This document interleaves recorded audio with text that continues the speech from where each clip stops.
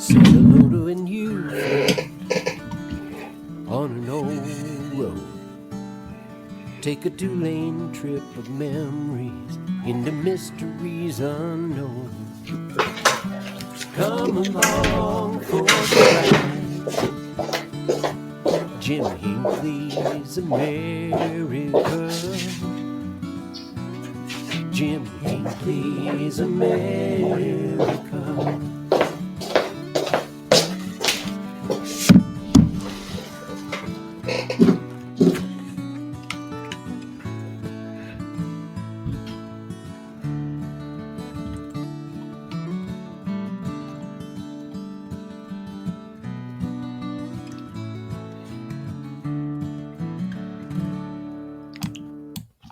Hey, good morning.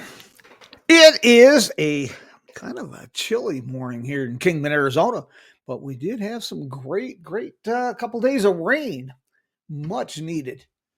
So we're going to see if we can talk to a fascinating Mary Frances O'Day this morning she's a mid-century enthusiast of pretty epic proportions.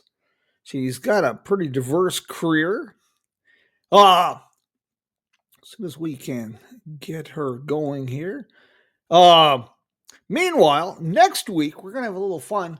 We're going to be talking about the surprising story behind a lot of American holidays and traditions. Thanksgiving, Christmas, Labor Day, family vacations. Uh, Should be a really good little get together. We're gonna do it a little bit different, but I will surprise you with what we can get done. Hey, there you are, Miss There Mary. I am. How are you doing this beautiful day? Good. How are you? You know, every day is good. Some are just a little better than others. Is this a better than others one?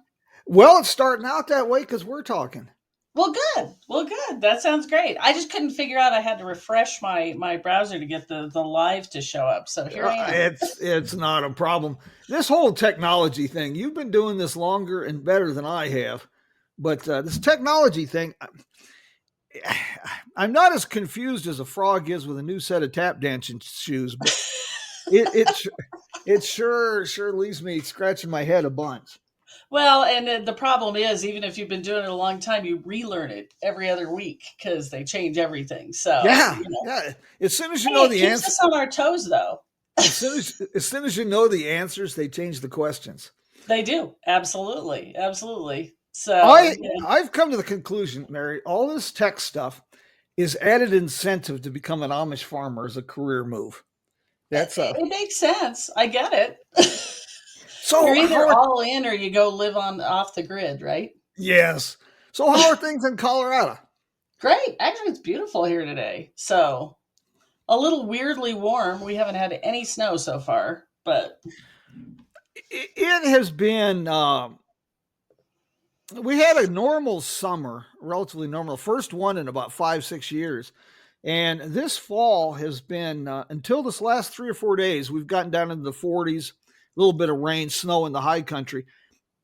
But I just went out yesterday, picked the last watermelon out of the garden, and my all my tomato plants. The It's been in the 80 degrees, so all the tomato plants, the branches are breaking. They're so heavy with tomatoes and peppers, and it's crazy. yeah, no, it's funny. It's been a well, and we've like I say, we've had a longer growing season than we ever have here. So very odd. Well, our intersection of interest started, when we first met, was your passion for mid-century Yes. and everything to go with that, from Yep. from road trips to websites to just about everything in between. Yep, yep. Well, it was funny because I was just looking back at my mid-century style, which was mid-century style magazine now, which originally was a house blog. I don't know if people even know that used to exist, and it seems kind of crazy now with the whole privacy thing. But we blogged about our '50s house, and now you think putting your address and everything on the internet was probably not the greatest idea, which is why they've gone away. But that's how that one started.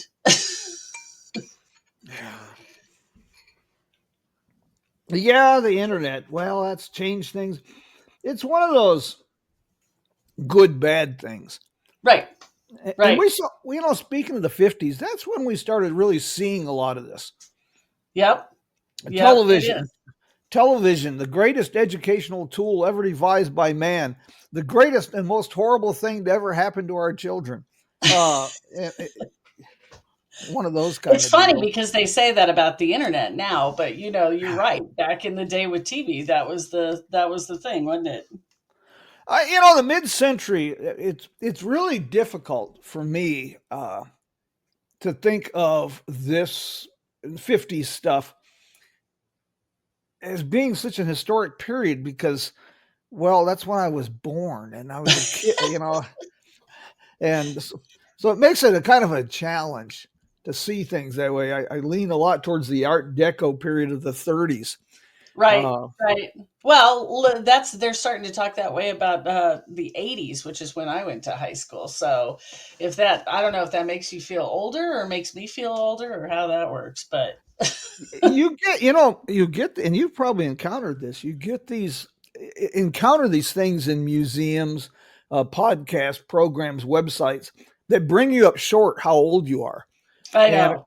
a couple of years ago, I was attending the opening of a museum for covering it for a magazine. I was over in El Segundo, California, and one of their prize exhibits was a low mileage AMC Pacer.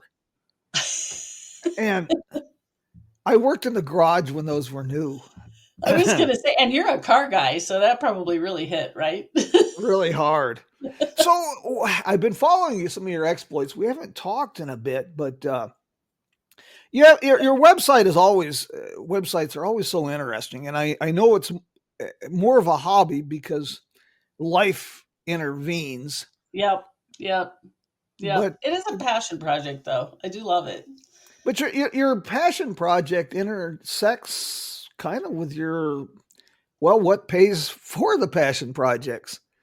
Absolutely. Well, part of the problem is if you can build websites, you can start any sort of online business that you want, right? Yeah. So it does definitely make it fun to be able to, create a blog. And I got into blogging in 2005, so I've been doing this for a long time. But yeah, it's an easy trip there from that to WordPress, which has turned out to be one of the biggest platforms for websites. So it's Mhm. kind of, I don't know, blogging and websites are not really mutually exclusive. Blogging has kind of, I don't want to say it's fallen out of favor, but it's probably not the hype it used to be.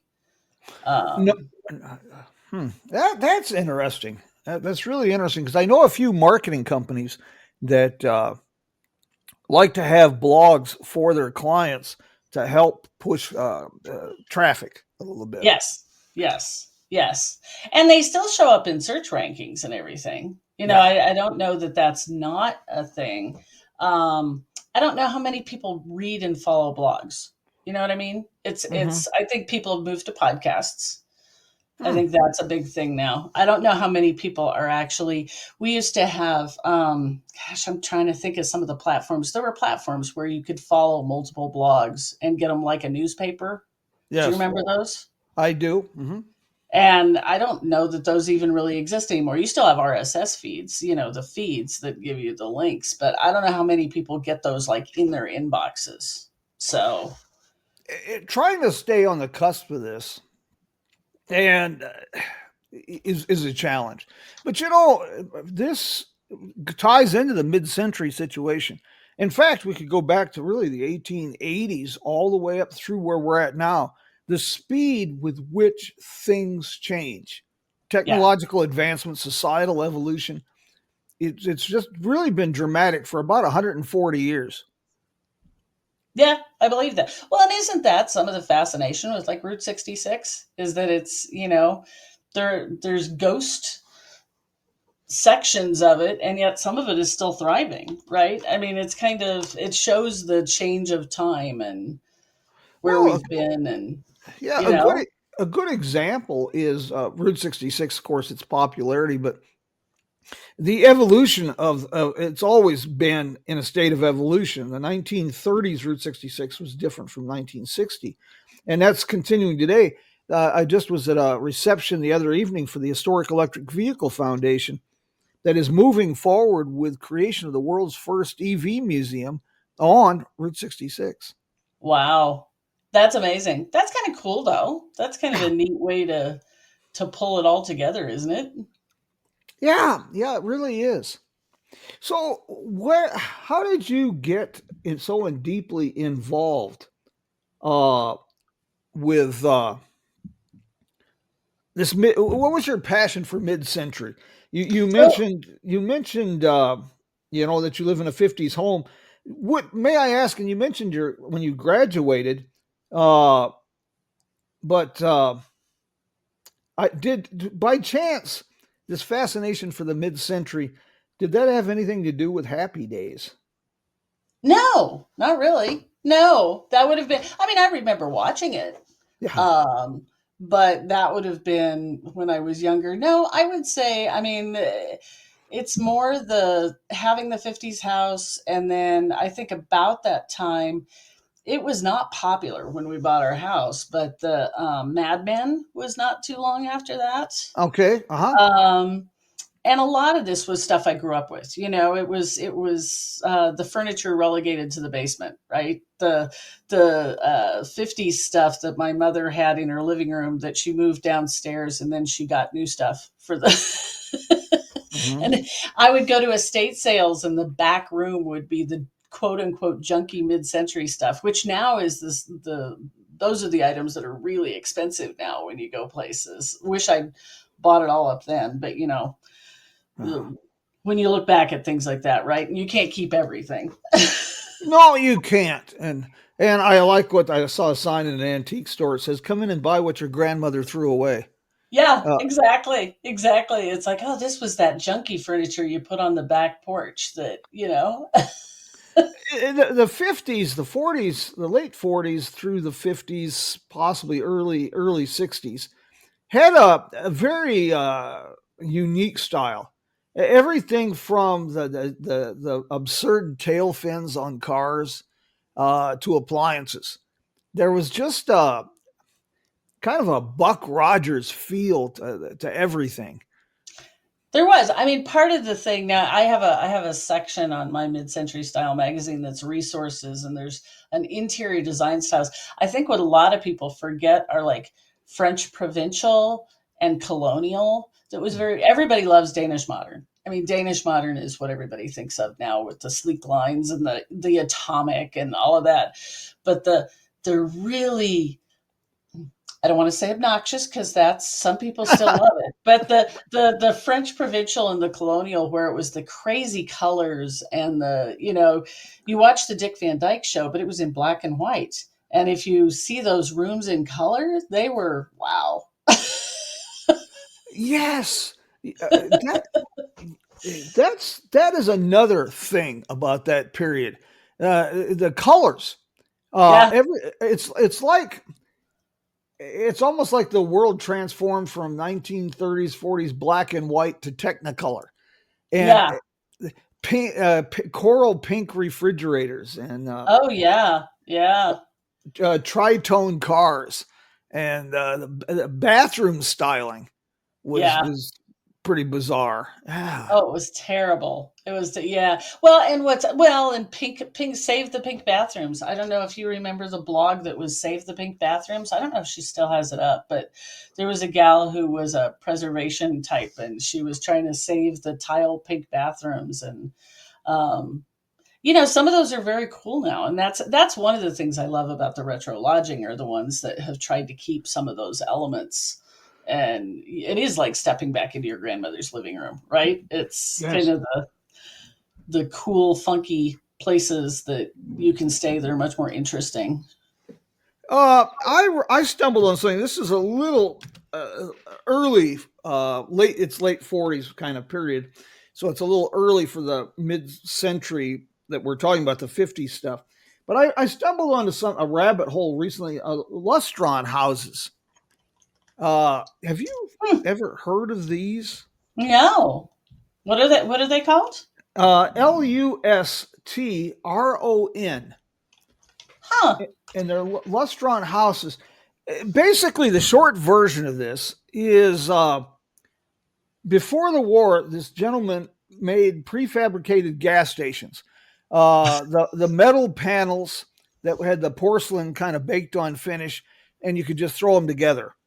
Okay. And after the war, he had this bright idea because of the housing shortage to start manufacturing the same thing but houses. You bought these kits, and an entire house could be put together in less than a week, but it is entirely metal. The interior walls, the shingles, everything on the house is metal, uh, tin. But Well, that's hilarious. and they're kind of a rarity now. But there's pockets of these where they had built these, and you don't hang pictures on the wall with nails. You hang them on the wall with magnets. Yeah, I was Uh, gonna say that's interesting. but the entire house, they had panels inside that you could take off the walls, so you could access pipes, electrical, different things. But the sliding doors and for the bathrooms, the bedrooms, the whole house is metal. That's crazy. Isn't that crazy? I mean, in some ways, it's not too far from people who are taking like shipping containers and such now, Yeah, right? I mean, yeah. that's, or the 3D printing. I mean, we think all of these things are new. Maybe they're not really. I know you're a primary, we have to have a job that because we get used to eating on a regular basis, so we've got to have Yeah. an income source. But Yep. do you think that eventually this passion project will be a full-time endeavor? You know, maybe when I quote unquote retire, I mean, I could see this being something I do. I've had some other websites that I've created and sold off. I think it is hard to generate enough revenue on the internet to totally pay the bills. Hmm. I know you have several things you do, and I don't know anybody who has websites and blogs and podcasts that don't have other things. Um, so I don't know. You never know. Never say never, right? Uh, Plus, maybe it takes the fun out of it.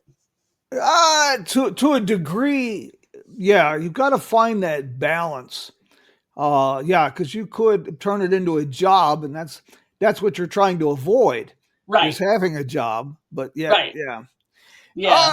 Uh, Yeah. for a long time in the Midwest, when I was younger, there was a couple big companies that were doing architectural salvage.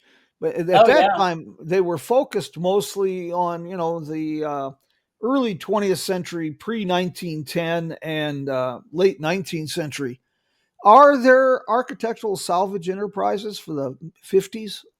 Oh, absolutely. Oh, Really? absolutely. Well, and if you look now more at the Habitat for Humanity, they sometimes have the outlets and those things. A lot of the stuff that's really popular now is the mid-century things. So I think there's a lot of people recovering those houses, and I follow the. Do you ever follow the cheap houses on Instagram and such, where they put up pictures of $20,000 houses that you can go in and restore, and a lot of those are mid-century. So I don't know. It is funny how it went from being something that was kind of relegated to the back room to being kind of the hip, cool. I think Mad Men had a lot to do with that. I think there were some other shows around the time that there are still some now Mm-hmm. that kind of focus on the 50s as being really old because 80s is retro, so 50s is. Oh, God. Thanks. Hey, that's yeah. I was talking with a group about this. It was a tour group, and I was talking about Route 66 and the 50s. We were talking about motels, specifically Yeah. neon signs and different things. Oh, And we got into there were some questions about the automobiles and the neon, and somehow they were talking about the classic collector cars, and I realized they were talking about Ford Taurus SHOs in the 1990s and oh, that's hilarious. That's so funny. Saturns. They were talking about cruising Route 66 in Saturns. Oh, that's so funny. That is funny. Yeah, that's a little cringy, isn't it? It's interesting some of the detail, and you can find the classic mom and pop motels all along the old 2 lane highways, but because of the popularity of Route 66, it has led people to put together some of these properties in amazing ways. Yeah, well, and I don't. Okay, so I don't know how up on current things you are, but the show Schitt's Creek. I've heard of Um, it. Yes. so it's all based around a '50s motel. It's a wealthy couple who loses everything and has to move to a small town, and they live in a '50s motel and end up thinking, "Hey, this is pretty cool. What if we bought these up and made them nice places to stay?" And I think it's funny because that's what I've been saying for 10 years. That's why I have retro road trip. I mean, I started retro road trip because I was in um oh gosh, I'm going to forget the name of the town.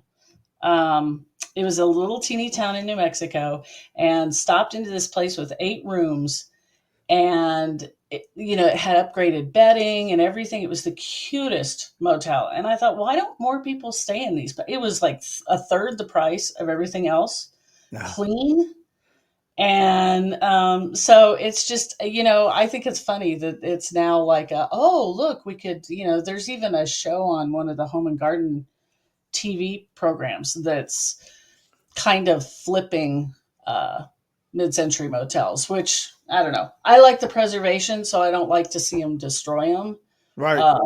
But because I would like to see them more. I mean, I love like the Blue Swallow and what's the one in Missouri? I know you've been there. A Cuba wagon wheel motel. Yes, yeah, and Cuba, Missouri that's such a cute town.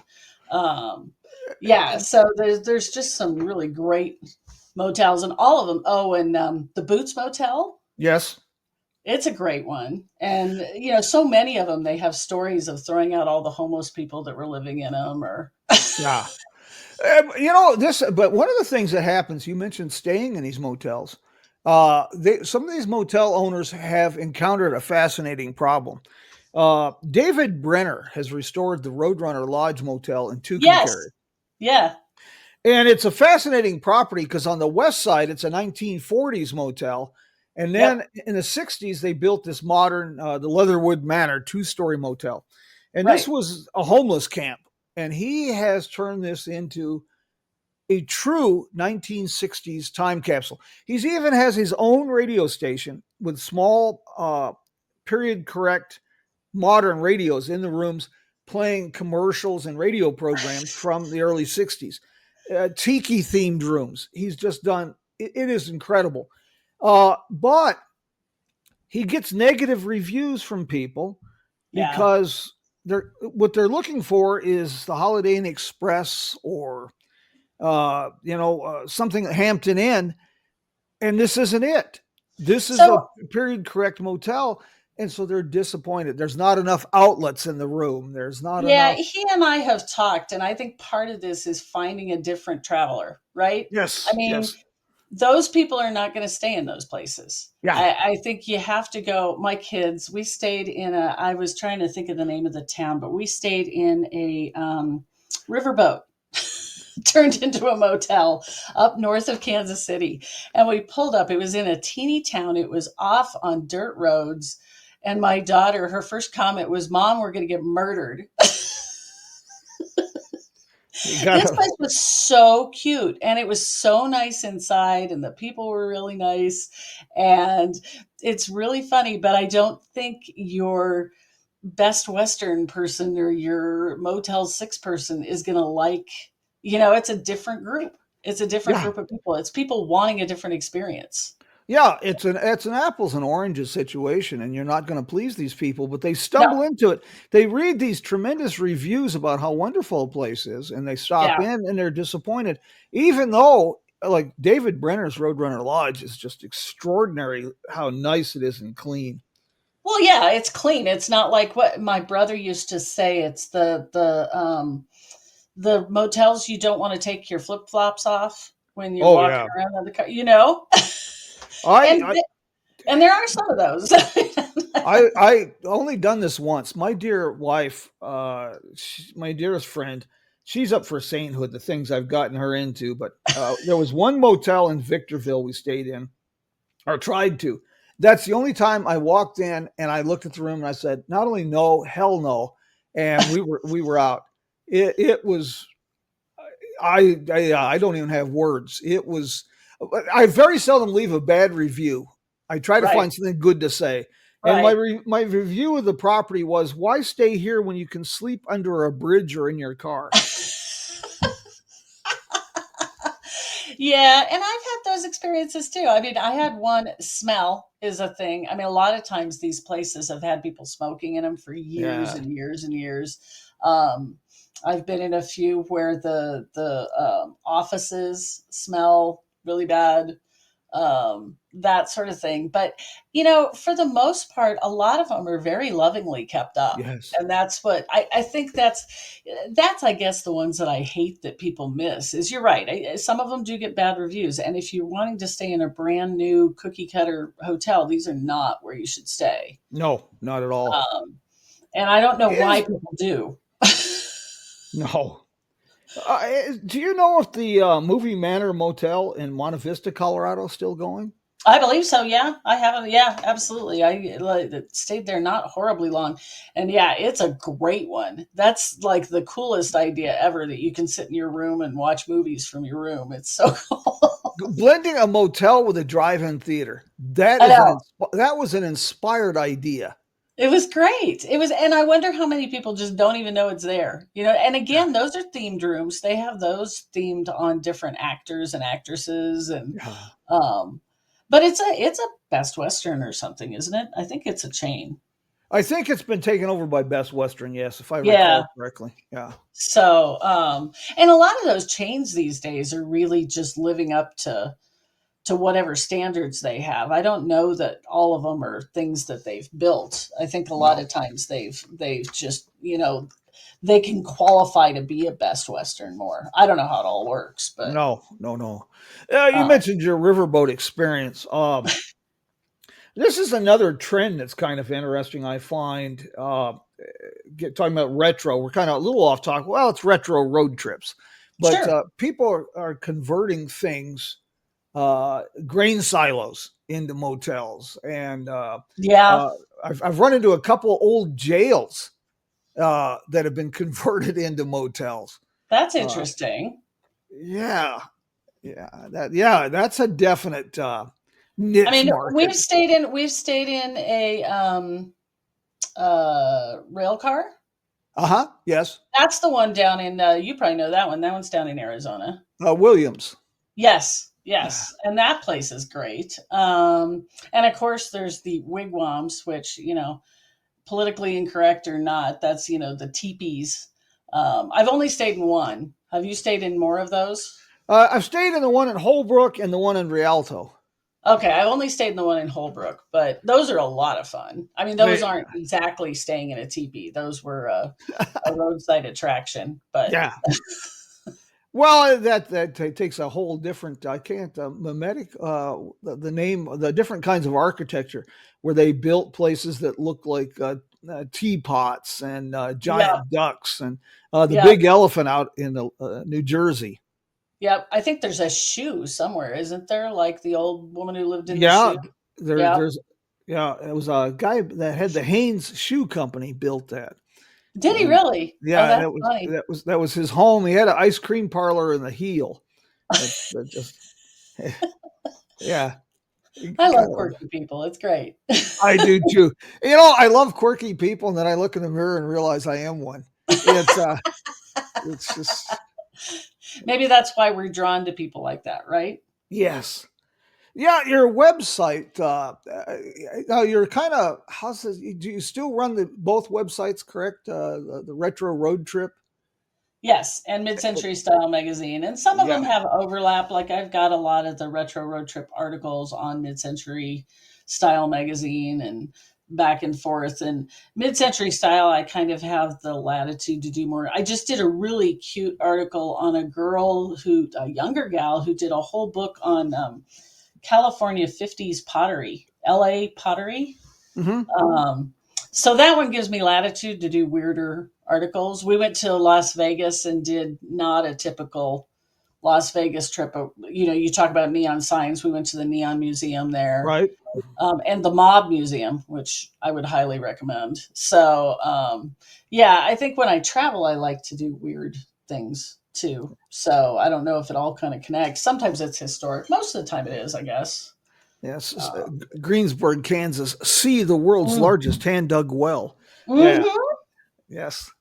Yeah. I'm guilty. I can't help Yeah. myself. So did you see the well before and after the tornado though? Yes. This is a short version of a long story. I used to drive trucks from Kingman to Wichita and Oklahoma City, and it run right through Greensburg, Kansas. So I saw the well when it was in the park, just a gazebo. Yeah, me My too. Yep. And my you could look wife. down a hole. Oh, it's an amazing structure with a spiral staircase going down into this massive hole. It's incredible. Yeah. Yeah. But my, And now you can go in it. Now but they've it became a running joke for years with my wife. She had not really traveled much, and we'd be up in the redwood forest or wherever, and she'd be, "Oh, this is amazing." Yes, but you haven't seen the world's largest hand dug well. And a few years ago, I was driving through there, and of course now they've built this big visitor center over the well. And we arrived 5 minutes after it closed. She still Oh has not. no. She still hasn't seen the world's largest hand dug well. Oh no. And it's very cool now because it has a whole retrospective of the tornado and yeah, it's really cool. I when we travel, have you been on roadsideamerica.com? Yes. Hmm. um, we find a lot of those crazy sites, and some of them are a little disappointing. I got to be honest. I'm trying to think of one we found, and it was like something in somebody's private backyard. It was not, not something you really, but we went and saw the world's biggest roll of twine. My poor kids, they have been willing to see all sorts of crazy things, but they love traveling, and I think their friends think they're a little bizarre. But we definitely have found some funny things as we've driven around and found little roadside You know, attractions. this is going into the mid-century situation too. The quirky roadside attractions were such a big part of the '50s roadside experience, and Absolutely. there is a little resurgent interest in that, like with Louis Keene's Uranus Fudge Company and General Store. That's another story. But Oh, I've got going through some of my pa's stuff. He passed away a couple of years ago, and he was obsessed with the photographs and things like everyone was in the '50s. And I was kind of surprised to find he posed us kids next to a billboard in New Mexico somewhere about a trading post in New Mexico, wherever this was at. And it said, "See live rattlesnake, see live this," and at the in the bottom of the thing it says "See live Indian," like it was a zoo animal. You oh, know, that's funny. we've That's yeah, funny. Yeah. And I remember places like that. I remember yeah. the horrible places out in the middle of nowhere where the animals were sitting out in not optimal. No, Some of no, them were terrible. Have you been? I'm sure you have been to Pops 66. yeah, yeah, out in Arcadia, Oklahoma. Yeah. That's a tremendous. They've done a tremendous job of blending the 1950s kind of soda pop vibe with something out of the Jetsons. Yeah. It's And great. I love that place. I think it's so fun. I love the sculpture out in front. It's great. and even talking about the Jetsons, now that tells you how old I am. Uh, another a Pops place.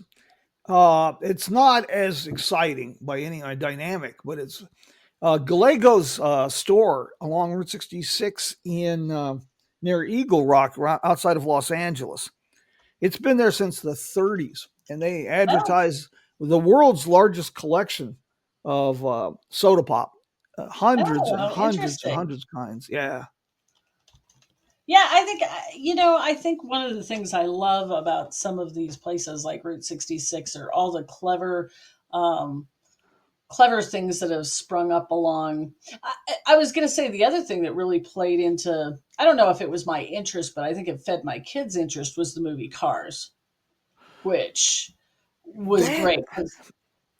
that had a massive impact on a That new was huge. generation getting not just in Route 66, but fascination with roadside culture, including And travel and yeah. getting into a car and traveling. And yeah, I think it was great. And we retraced some of that with my kids when they were younger. And have a son. I have a picture of my son with the guy who inspired Mater, Crazy Uh huh. Legs. Crazy Legs Walker. Yes. Yeah. Oh, he was so excited to meet him, and that was so fun. And yeah, so that's the other thing that I think was responsible for a lot of this continued interest from different generations in this. I think the rockabilly crowd has kind of stayed interested Hmm. um, because they're more of a car culture. I find it interesting. Like I said, this mid-century, people are refurbishing old refrigerators. Hmm. They're seeking out these avocado green telephones for their kitchen. Yeah, Uh, yeah. which avocado green was 70s. Now this is the thing that I get so annoyed with my children on because I'm like, okay, the 70s and the 60s and the 50s were all different. Yes, we didn't ride dinosaurs, and yes. No, you can't lump them all together. You can't put the Art Deco with the 50s. Although obviously there are design elements that carry from period to period, but Mhm. they're not the same. And it's sometimes I roll my eyes when they're like, "Oh, that's mid-century." And I'm like, "No, that's 70s. Shag carpeting was not mid-century." Oh, that was another nightmare. Shag carpeting. Oh yeah. Yeah. Yeah, but I mean, one person's trash, right? Another Yeah. The mid-century things, and there was such a it was a pivotal era. It was a real transitional period in our history.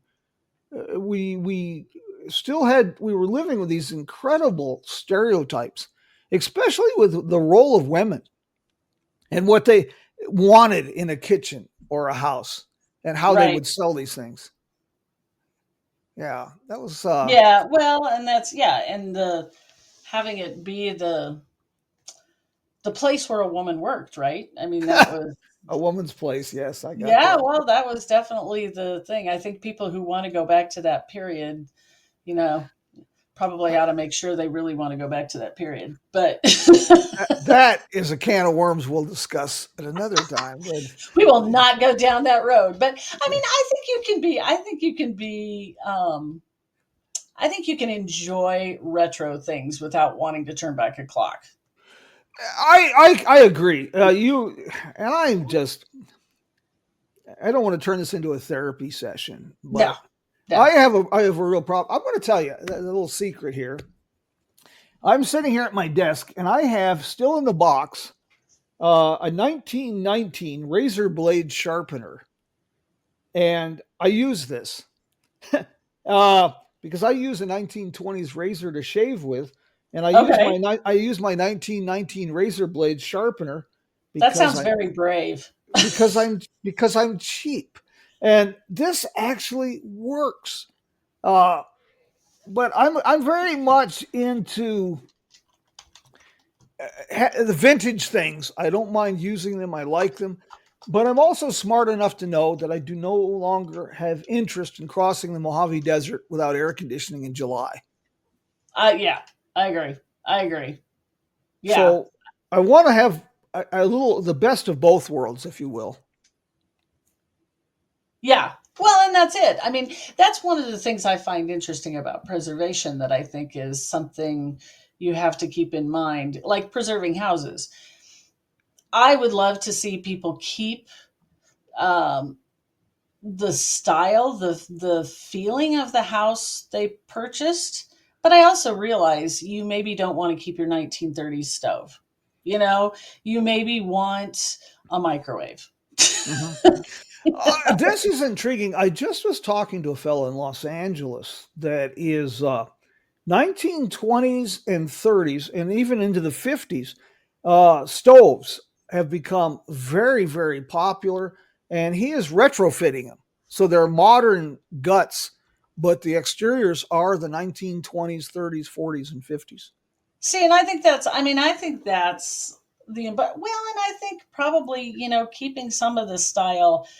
I guess there are times when people buy a house and they buy a house because that's the house they had to buy for some reason. Yeah. But I don't understand people who, it's kind of like our concept about people staying in old motels and then not being happy with them, right? It's kind of why would you buy an older home and try to turn it into a new one? Yeah. You Uh-huh. know? And I think at least keeping some of the feel and the flavor, I think, is important. I mean, that's very biased on my part, but I think we're probably preaching to the choir here, I can imagine, with this show. Yeah. Um, Well, we get into everything here. We just wander off into the weeds quite often. Uh, but yeah, I've discovered a lot of things in the blending. One of the things I like about what you do is you point out the retro, but you don't. There are people out there that are so obsessive. They drive 50s cars, they wear 1950s clothes, and they've literally immersed themselves into these worlds, and they're we'll call them eccentrics, and yep, to be kind of yep, polite about this. yep. But you have a great way of encouraging people to look at this and uh, making sure they understand the difference between 50s and 70s. Yeah, yeah. Well, that's it. It's like you say, there are people who want to go back and kind of relive something. And then I think there's just the education part of it Yes. where Hmm. you sort of explain to people that, you know, I recently have taken a preservation commission job in my town, and we have 50s motels, and I just saw one just completely destroy what was a very cool neon sign. And it's just, that's education. You know what I mean? It's definitely a case of, look, that was a sign you could have saved and made look cool. Yeah. Yeah. There are even ways to update them so Yeah. they're not Hmm. expensive or whatever.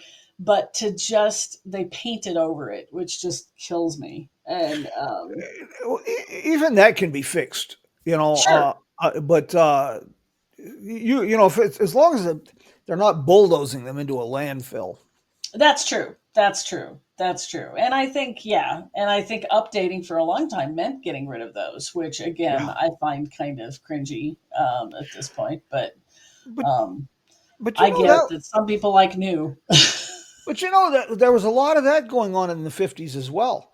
Putting True. putting putting different facades on these 19th century, early 20th century buildings. You see Well, a this lot of the 50s styles were very horrible. I mean, there were people who hated some of the yeah. styles at the time.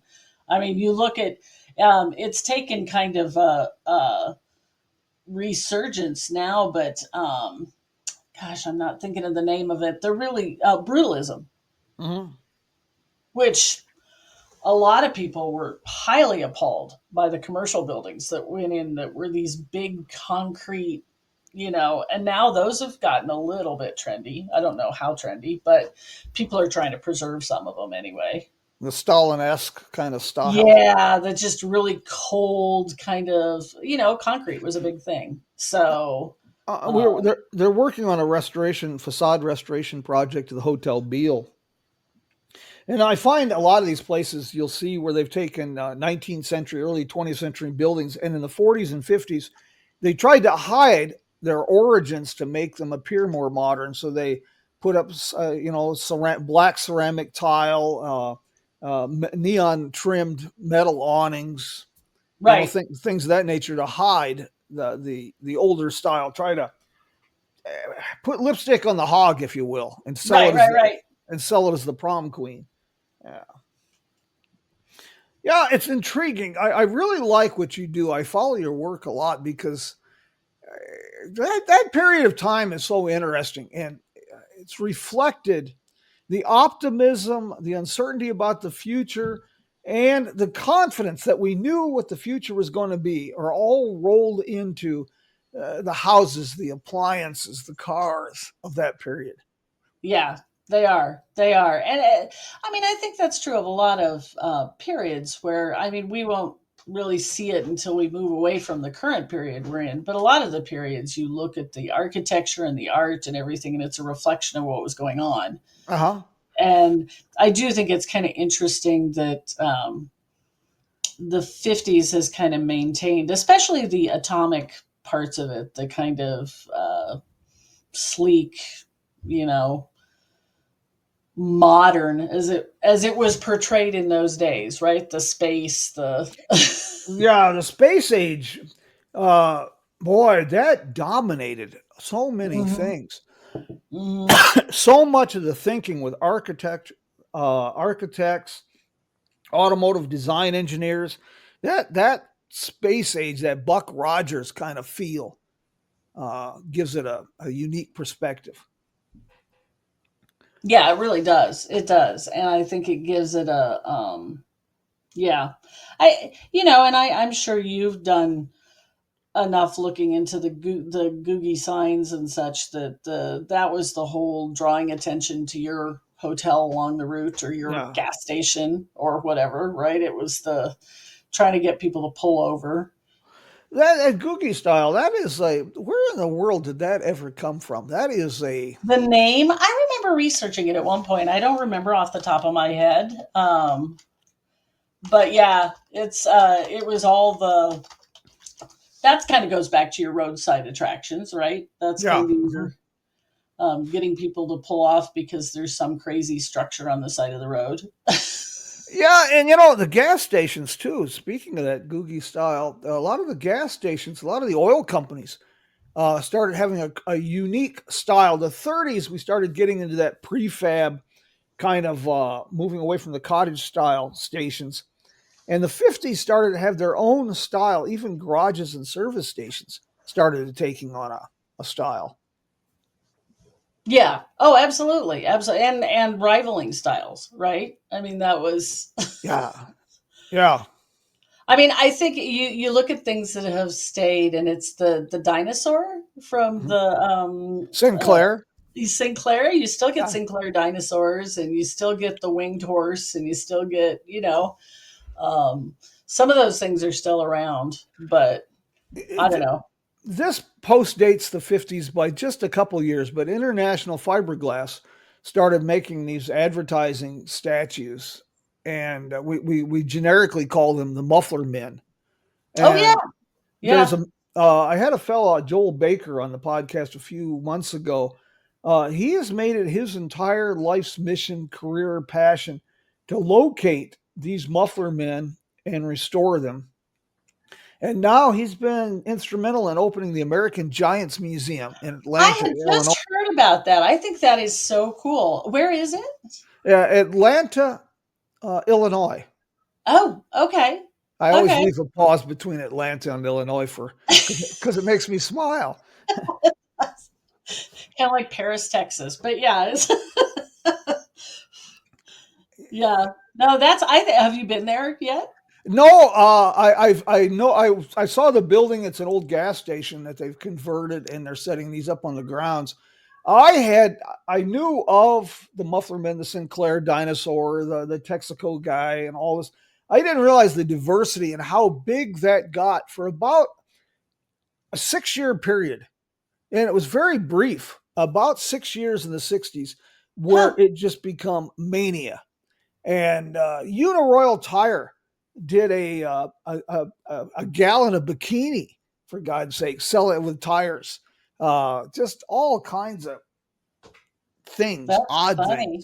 Yeah, That is yeah, crazy. Yeah, and I remember seeing those around. I didn't realize it was that short of a period. yeah. That's kind of a funny.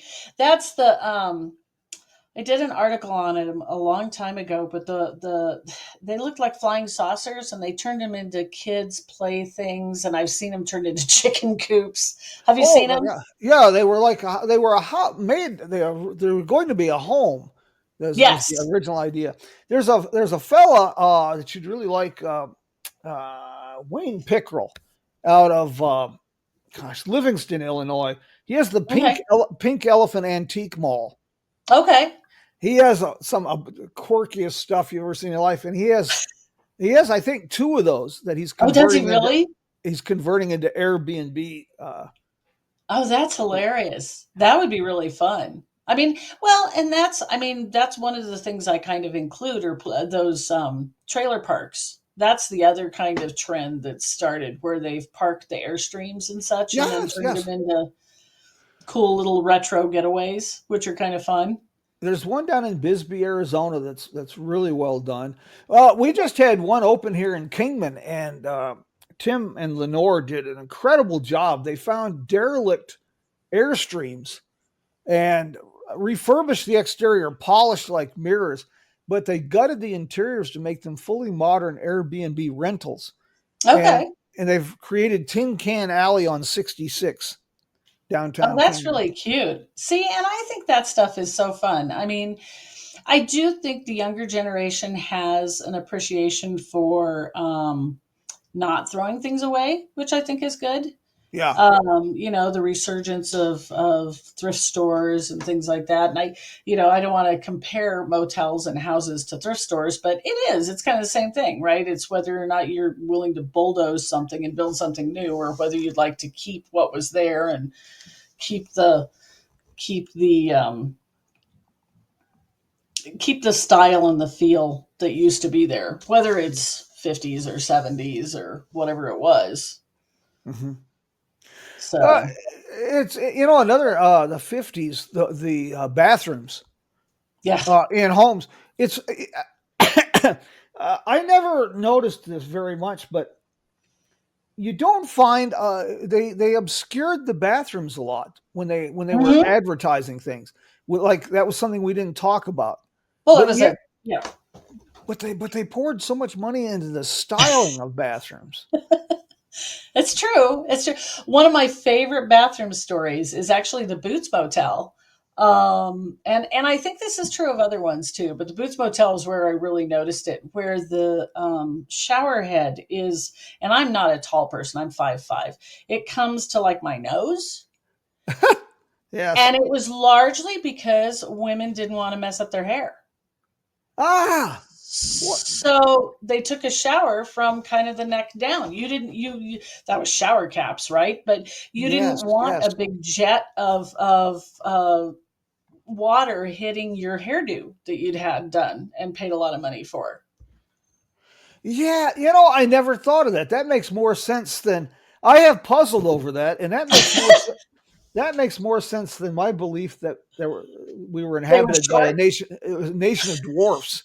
Of Well, and some of the showers, to be fair, are like if you're tall, you end up crouching in them, which is not great. But yes, I think that was a lot of why the shower heads were so low, hmm, was to accommodate the ladies as they traveled with their hairdos. that's a So now that's a rabbit hole. I know I'm gonna get sucked into trying to find out. I wonder how many hours will be consumed with this quest. trying to find out. But I do think, and a lot of them gutted and redid them when they took over motels like that. But I appreciate places like the Boots Motel that kept I mean, those are the exact same bathrooms. So it's just funny. Um, yeah, I think the other one was I think it's the wigwam in Arizona that I think the bathrooms just have like a water tank attached to them. So your showers have to be super short. Not well. There's a couple of things that's quirky there. I don't know. The mirror in the bathroom in the Wigwam Motel in Holbrook, the walls are at an angle. They're coming up like you're inside a Right, pyramid. right. So I don't know if you ever noticed, but the mirror is at an angle on the wall. So like to shave, you find yourself trying to do a back bend. Oh, yeah. Because you're at a very odd angle to be actually Yes. looking in a mirror. Yeah. Yes. Another odd thing. We've been, gosh darn, time goes so quick when we get to talking. It But does. we haven't even discussed your marketing company. Yeah, so I have a Pricity Web Solutions and I do websites and a lot of integration. I try to do. I think a lot of people think of websites as just a place to put the phone book. Just and really you can have a Facebook page for that. I think websites should do more. So that's been kind of my mission, is to educate people on how you can bill people and take reservations and do all sorts of things on websites people don't think about. We have Podcast. we have a real issue. We live in this advanced technological age, and I'm astounded by how few businesses have a functional, a real website, Yeah. or even have a website, let alone a social media presence that's integrated. And gosh, without a website, even the smallest business, you're really operating at a disadvantage. Well, and I think you lack credibility, right? If people Google you and they can't Yeah. find you, it's a credibility issue. And but I mean, to be fair to the people I deal with, I honestly sometimes think I'm like a therapist, because people have been ripped off by deals that they suppose people don't understand it. It's Hmm. not like your phone where you just need one. It's a complicated concept where you have to have hosting, and you have to have a domain, and you have to understand your platform, and you have to, do you pay monthly, do you pay yearly? There's a lot of things going on there that people are very uncomfortable making decisions, and I get that. It's kind of a scary world, and you have to trust whoever you're working with, which is rough. Yeah. It's um and so I have been in this a really, really long time. I started designing, my daughter's 25, and I started doing websites before she was born. So um it's it's it's interesting to kind of watch people and how uncomfortable they've been. I had to laugh, and this has been a few years, but we went to Wildwood, New Jersey, and those are not small hotels there. They're, 100, 200 rooms kind of thing. We had to mail a check to make a reservation. And it just floored me, because I thought, in this day and age, how do they even fill that hotel? You Yeah. know, it's because how many people even mail checks? I mean, it's I A am lot kind of amazed by the people who still do, but a lot of countries, New Zealand for one, no longer even uses checks. yeah. It's not Well, I even a don't. I think thing a lot of anymore. businesses don't take them at all. Yeah. So, and it Huh. depends on your part of the country. I think in the Midwest, people probably take them more than they do in larger cities and the coasts. Yeah. Um, but it's definitely a dying thing. So, yeah. But I think keeping up with the technology is hard. And like you and I talked about, just getting on our podcast, just the amount that this world has changed with podcasts and blogs and everything, it changes all the time. So keeping up with that is overwhelming as well. Oh, I have no clue what I'm doing at all. I fool people. What I basically do is I get into these things and I push buttons till something works or breaks. Yeah. And yeah, that's just. But if But you that's ask, a talent. That's a talent to just be able to do that. I think a lot of people are too afraid to do that. So, yeah, I could. It's my imitation of a chimpanzee with a keyboard. It's it's I don't think you're that bad. I've known you for a long time. I think you downplay. I have really, Mary. Thank you so much for taking time today. No, this was fun. I'll publish this later today, and I'll make sure there's a link for your website company, as Awesome. well as retro road trip and midlife, mid century, midlife. That's good stuff. You Uh, know. I've got a project. I'll talk to you about. I'll send you an email. I've got an idea about just what we're talking about, but it's been cooking in my head about how do we stay relevant as we age. Yeah. And I Yeah. think we've got to bridge some gaps here. But I have enjoyed this. I hope we've I have inspired a to. road trip or two for people to look at quirky things. And I encourage people to reach out to let Mary know if you come up with something really interesting, like a motel that's I love personal recommendations, because I can look online forever, but you really don't know what places are like till you stay in them. And you're right, a lot of these places don't get great reviews. no. So, which is terrible. So, Yeah, there's some great if you don't mind quirky. The main thing I look for, is clean. yeah. But I can put up with most everything else. Uh, Parthenon, Arkansas. Okay. There's a great destination for you right out, right That's already. awesome. Already, you know that you can't get there from here, and you have to turn left at the bridge that used to be painted yellow. But a fella took cave complex. Part of it had been used for a dance hall at one time, and then a few other nefarious purposes. And he had the bright idea to turn this thing into a motel complex. And it's Oh like my gosh. staying in Flintstone Village. Oh, Some that's of the awesome. parts of the room are 4 foot high, parts are 8 feet high. It's Oh, that's very cool though. That's see, yeah. I think things like that are, I mean, why would you want to stay at a Motel 6? Why stay here when you can sleep in your car or under a bridge? Yes. Absolutely. Absolutely. That's awesome. That's very funny. Mary, I want to thank you again for doing this today. We just got to beating our gums. We're overdue for a good conversation. Um, Absolutely. we're gonna have some fun. You're gonna enjoy this next week. I got an experiment, but we're gonna be talking about the origins of American traditions and holidays: Christmas, Thanksgiving, the family road trip vacations, Labor Day, and dug into this, went down some pretty deep rabbit holes, and I think you're going to enjoy this. Speaking of mid-century, I found some really odd things that we were doing in for Christmas traditions and holidays, such as in the 1950s, asbestos pajamas for your children Oh, and that's awesome. asbestos spray snow for your Christmas tree. I found that in a 1952 catalog. It's cans of asbestos that you could spray on your Christmas tree to That's imitate snow. hilarious. That's so funny. That While is, you give Grandpa a carton of Camels and spray the Christmas tree with asbestos. oh, it is amazing how many people live through that era, isn't it? Yes.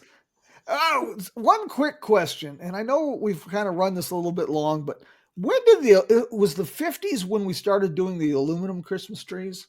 I believe so. Yeah. That would have been a very, yes, it would have been more the late kind of in towards the 60s, right? It would have been the where you started doing the pink ones and they were kind of tinsel looking. Yes, that was definitely that period. Okay, yeah, getting into the drug culture. Huh. Okay.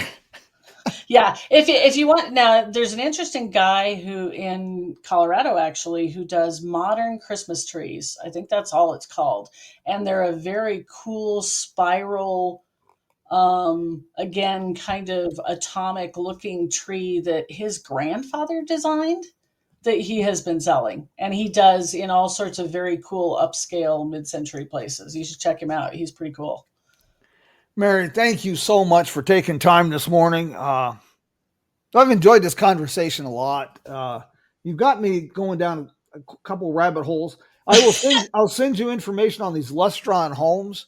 Uh, Wonderful. this has been kind of a few, unfortunately, have been bulldozed just recently, Oh, I'm sure. but it's become quite a deal, and a couple people now are looking for them and buying them and dismantling them and Oh, rebuilding them in other places because they're put together literally with screws, nuts, and bolts. oh, They're that's hilarious. Well, you probably can. It's almost like a mobile home, right? It's like, it's on a solid concrete foundation, but everything, the kitchen cabinets, the countertops, every single thing in this house is made of metal. that's Yeah, really cool, though. yeah. Bizarre, but yeah, interesting. Yeah, have to be in certain places to not be too hot or too cold. Well, they were manufactured in the Midwest, and they were very popular in Ohio, Illinois, and around St. Louis are Yeah. some of the big places. But they've turned up in Minneapolis. I believe one was just found in Duluth, Minnesota, which Wow. is yeah, that's. Whew. Yeah, that's very cool. I will let you go. And folks, I want to thank everybody for joined us today. We'll Yeah, get this published this afternoon. And that sounds great. And yeah, and we'll have to chat again. Obviously, we could chat for a long time. oh gosh, I've been told I can do this for hours, even if I'm the only one in the room and still enjoy myself. You're the perfect podcast host. Yes, Mary, thank you so much. All And right, have a great rest of your day. take care, my friends. We'll All send right. you out with a little bit of music from Joe and Woody and our good friends there in Nashville, the boys of the Road Crew, roadcrew66.com. Mary, take care of yourself and stay in touch. All right. Bye. Bye-bye.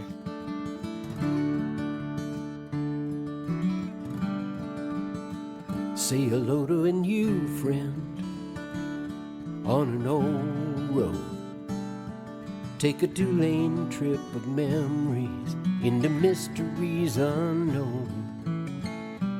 Come along for the ride.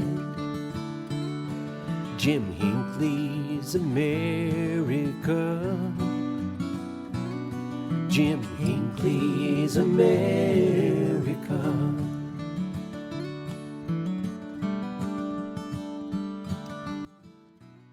Friends, gotta invite your folks, invite your friends next week. We've got something really, really different for next week. I won't spoil the surprise, but boy, we're gonna have some fun talking about holidays and road trips. Until then, my friends, vaya con Dios.